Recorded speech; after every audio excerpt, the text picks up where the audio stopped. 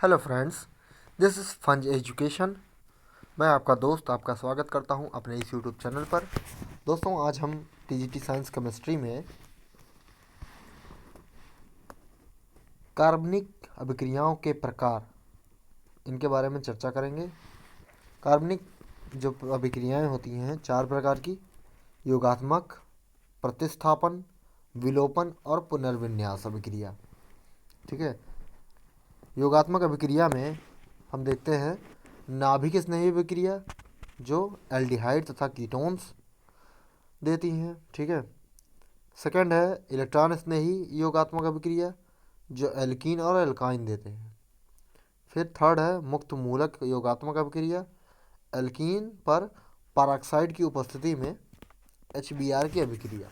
ठीक है। फिर प्रतिस्थापन में इलेक्ट्रॉन स्नेही प्रतिस्थापन अभिक्रिया जो कि एरोमेटिक कंपाउंड देते हैं, नाभिक स्नेही प्रतिस्थापन जो अल्किल हैलाइड और अल्कोहल देते हैं, और मुक्त जो है मूलक प्रतिस्थापन जो है ये एल्केन देते हैं। ठीक है।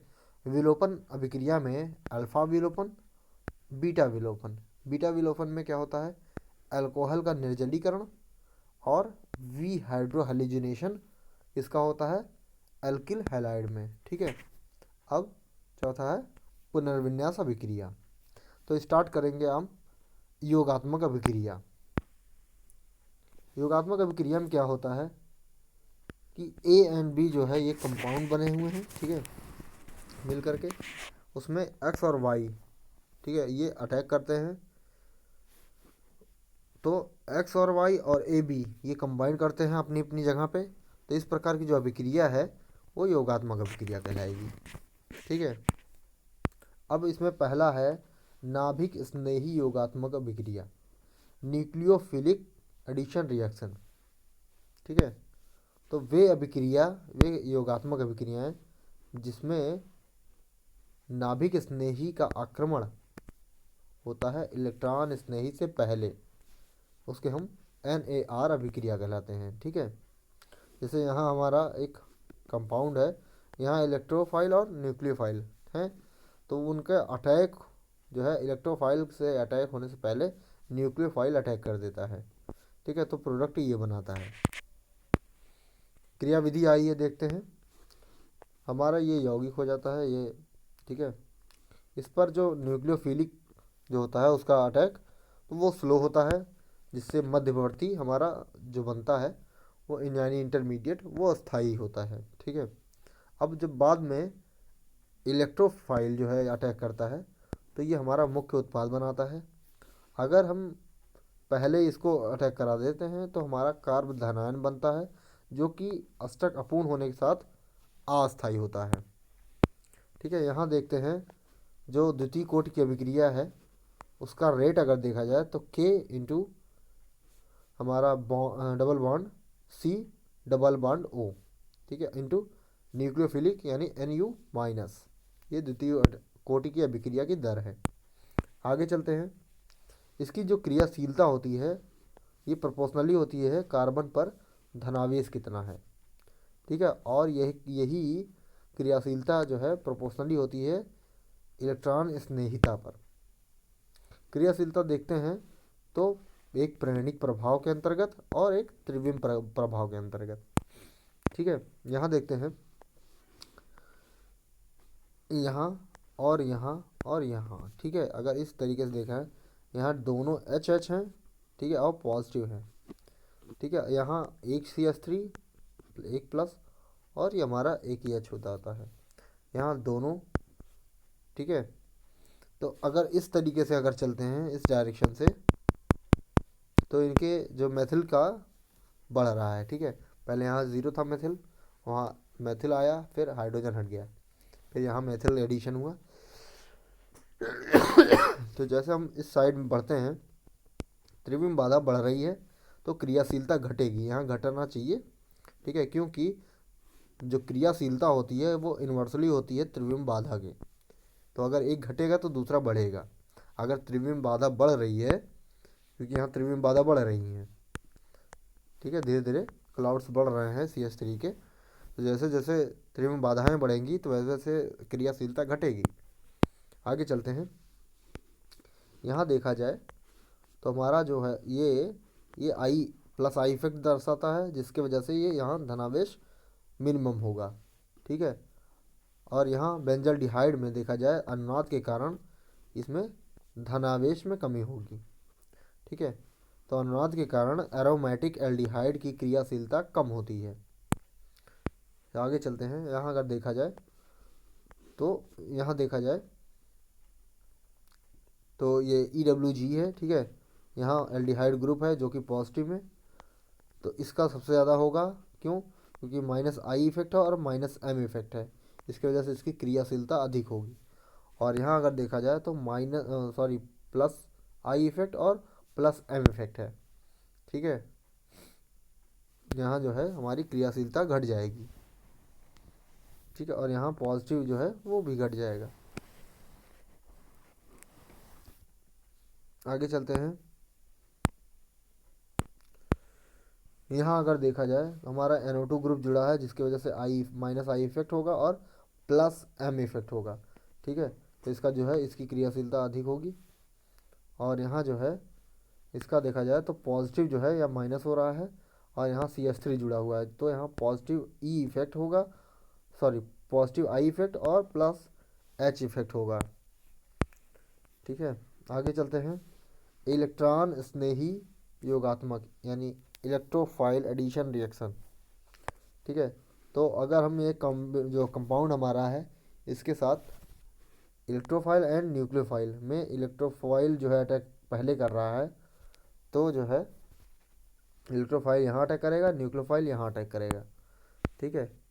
यहाँ देखते हैं क्रियाविधि क्या होता है। जब ये बॉन्ड टूटता है तो बॉन्ड का जो इलेक्ट्रॉन होता है इस वाले कार्बन पर आ जाता है। ठीक है। जिसकी वजह से ये माइनस में आ जाता है, ये पॉजिटिव आ जाता है। तो यहाँ इस साइड में न्यूक्लियोफिलिक पॉजिटिव ये रहेगा, तो न्यूक्लियोफिलिक इलेक्ट्रॉन वाला यहाँ रहेगा, तो इलेक्ट्रॉन जो है यहाँ वाला आएगा, इलेक्ट्रॉन स्नेही वाला, और यहाँ जो है न्यूक्लियोफिलिक आएगा। ठीक है। यहाँ अगर देखा जाए तो क्रियाशीलता जो होती है वो कार्बधनायन की का स्थायित्व, जैसे जैसे क्रियाशीलता बढ़ती है वैसे वैसे कार्बधनायन का स्थायित्व बढ़ता है। आगे चलते हैं। यहाँ देखा जाए तो इनकी जो है क्रियाशीलता अधिक होगी। ठीक है। इसकी अपेक्षा क्यों? क्योंकि यहाँ इलेक्ट्रॉन जो घनत्व है वो ज़्यादा है, तो क्रियाशीलता इसकी ज़्यादा होगी।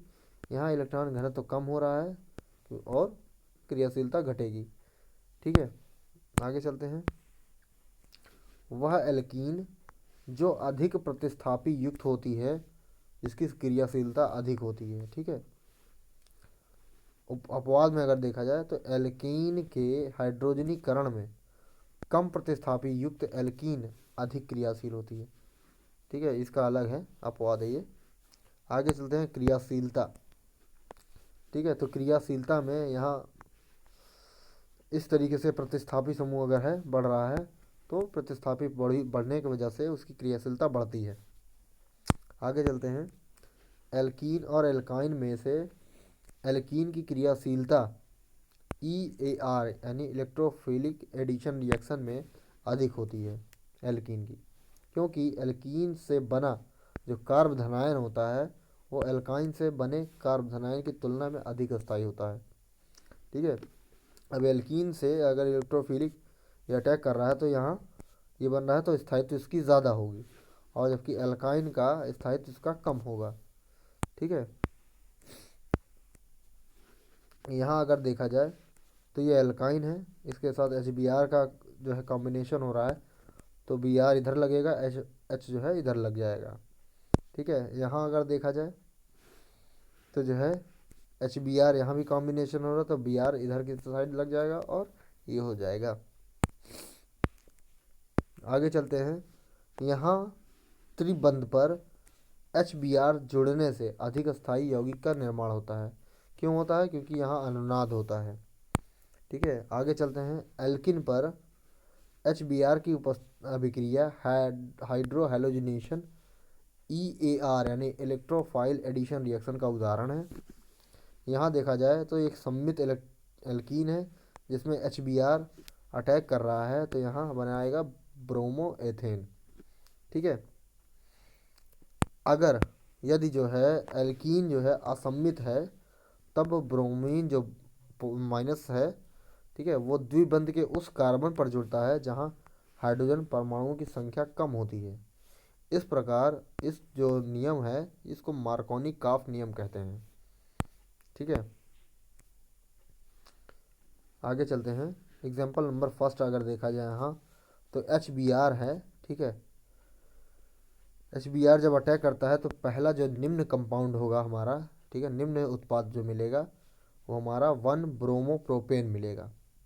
ठीक है। और जो दूसरा होगा मुख्य उत्पाद हमारा 2 ब्रोमोप्रोपेन होगा। उसमें ब्रोमीन यहाँ जुड़ेगा और यहाँ पहले वाले में यहाँ जुड़ेगा। ठीक है। अब नेक्स्ट पर चलते हैं। तो यहाँ देखा जाए तो एक फॉर्मेशन इधर हो रहा है, एक फॉर्मेशन इधर हो रहा है। ठीक है। तो अगर पहले में होता है तो यहाँ 1 कार्बोधनायन यहाँ कम स्थायी होगा। ठीक है। अगर पहला ये होता है यहाँ अटैक करता है तो पहले वाले पे तो ये बनाता है हमारा निम्न वाला। ठीक है। और दूसरे पे अगर करता है तो यह अधिक स्थायी होगा तो ये बनाएगा ये उत्पाद, मतलब आइसो वाले में आएगा ये। ठीक है। सेकंड डिग्री, यहाँ फर्स्ट डिग्री है, ये सेकंड डिग्री है। ठीक है। आगे चलते हैं थर्ड वाले पे। यहाँ देखा जाए, ठीक है, 2 प्रतिस्थापी समूह है, यहाँ HBr है। तो पहला ये निम्न कंपाउंड जो बनेगा 1 ब्रोमो 2 मेथिल प्रोपेन, ये निम्न कंपाउंड होगा। और दूसरा जो है ये हमारा 2 ब्रोमो 2 मेथिल प्रोपेन होता है मुख्य उत्पाद। आगे चलते हैं। यहाँ अगर देखा जाए, ठीक है, तो हमारा HBr अगर कंबाइंड होता है तो बॉन्ड टूटता है। ठीक है। बॉन्ड के टूटने की वजह से निम्न उत्पाद यहाँ बनता है ये, और दूसरा जो है मुख्य उत्पाद ये बनता है। फिर यहाँ जो है नेक्स्ट एग्जांपल भी देखते हैं। तो ये हमारा है कंपाउंड, इसके साथ जब ये बॉन्ड टूटता है तो इधर प्लस में आ जाता है, एक तरफ माइनस में आ जाएगा। ठीक है। तो यहाँ HBr जो है फिर अटैक करता है तो पुनर्विन्यास उनका होता है। ठीक है। इससे क्या बनता है, एक निम्न बनता है पहला वाला यहाँ, उसके बाद फिर अरेंजमेंट होता है तो हमारा ये उत्पाद बनता है CH3, फिर C, ऊपर की ओर Br है, और यहाँ CH3 है, CH2 और CH3, ये मुख्य उत्पाद हमारा बन जाता है। ठीक है। यहाँ हमारा जो है 3 डिग्री बन रहा था। ठीक है। यहाँ पॉजिटिव आ रहा है इसलिए यहाँ 3 डिग्री बन रहा था। ठीक है। मुक्त मूलक अभिक्रिया यानी मुक्त मूलक योगात्मक देखते हैं। मुक्त मूलक योगात्मक,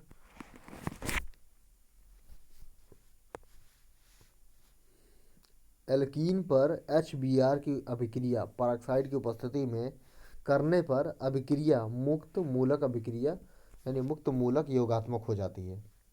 ठीक है। इस अभिक्रिया में योग प्रति मार्कोनिकॉफ के नियम के अनुसार होता है।